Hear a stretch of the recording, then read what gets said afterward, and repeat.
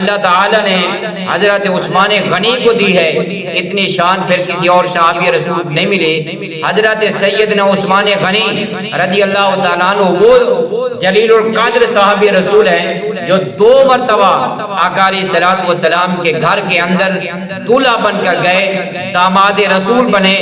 نحمدہ ونصلی ونسلم علی رسولہ الکریم، اما بعد فاعوذ باللہ من الشیطان الرجیم، بسم اللہ الرحمن الرحیم۔ محمد الرسول اللہ والذین معه اشداء علی الکفار رحماء بینہم تراہم رکعا سجدا۔ آمنت باللہ صدق اللہ العظیم۔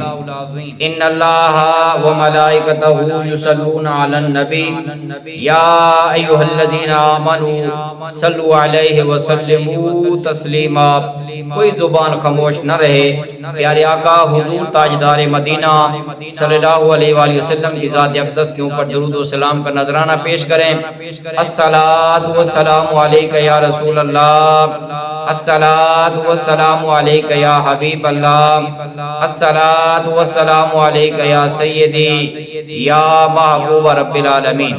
پیارے دوستو، بزرگو، بھائیو، ماشاءاللہ جیسا کہ آپ لوگوں کو معلوم ہے یہ مہینہ ماہ ذی الحج شریف کا مہینہ چل رہا ہے، اور اس مہینے کے اندر داماد رسول حضرت سیدنا عثمان غنی رضی اللہ تعالیٰ عنہ مسلمانوں کے تیسرے خلیفہ، جنہوں نے اس مہینے کے اندر جام شہادت نوش کیا، آج انہی کی عظمت اور شان ہم بیان کرتے ہیں۔ حضرت سیدنا عثمان غنی رضی اللہ تعالیٰ عنہ ذی النورین جو ہیں، یہ پہلے جو 40 صحابہ کرام کلمہ پڑھ کر دائرہ اسلام کے اندر داخل ہوئے، ان 40 کے اندر حضرت سیدنا عثمان غنی بھی شامل تھے۔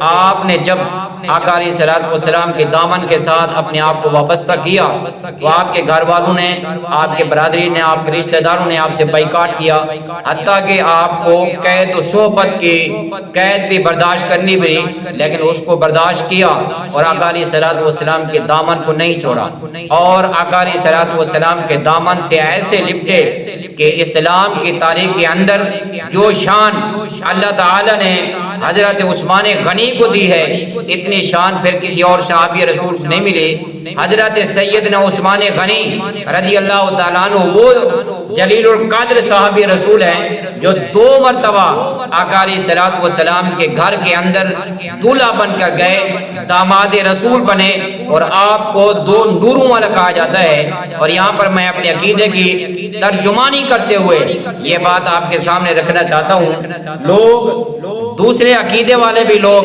حضرت سیدنا عثمان غنی کو ذی النورین کہتے ہیں کہ 2 نوروں والا۔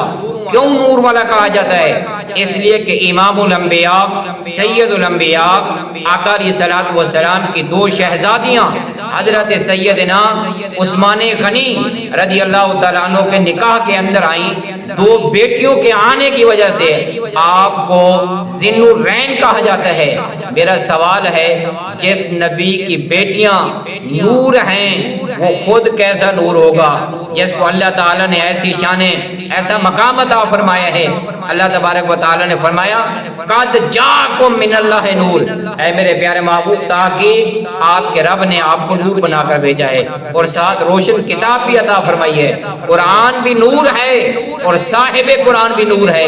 اور آقا علیہ الصلوۃ والسلام کے پیارے غلاموں، جس پہاڑ کی چوٹی کے اوپر قرآن کا نزول ہوا، 1400 سال کا عرصہ گزر گیا ہے، آج بھی امت اس پہاڑ کی زیارت کرنے کے لیے جاتی ہے، اور جب زیارت کرتے ہیں تو لوگ کہتے ہیں کہ یہ جو ہے نا پہاڑ، اس کو جبل نور کہا جاتا ہے۔ کیوں؟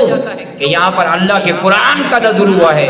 جس پہاڑ پر قرآن نازل ہو، ارے وہ تو نور ہے، اور جس کے سینے پر 23 سال تک اللہ کا قرآن نازل ہوتا رہا، پھر اس محبوب کی نورانیت کا کیا عالم ہوگا۔ آقا علیہ الصلوۃ والسلام کے پیارے غلاموں، حضرت سیدنا عثمان غنی رضی اللہ تعالیٰ عنہ کو ایسی شان، ایسا مقام، ایسا مرتبہ عطا فرمایا ہے۔ اللہ تعالیٰ نے حضرت سیدہ ام عائشہ الصدیقہ عتیقہ رضی اللہ تعالیٰ عنہ یہ روایت کرتی ہیں۔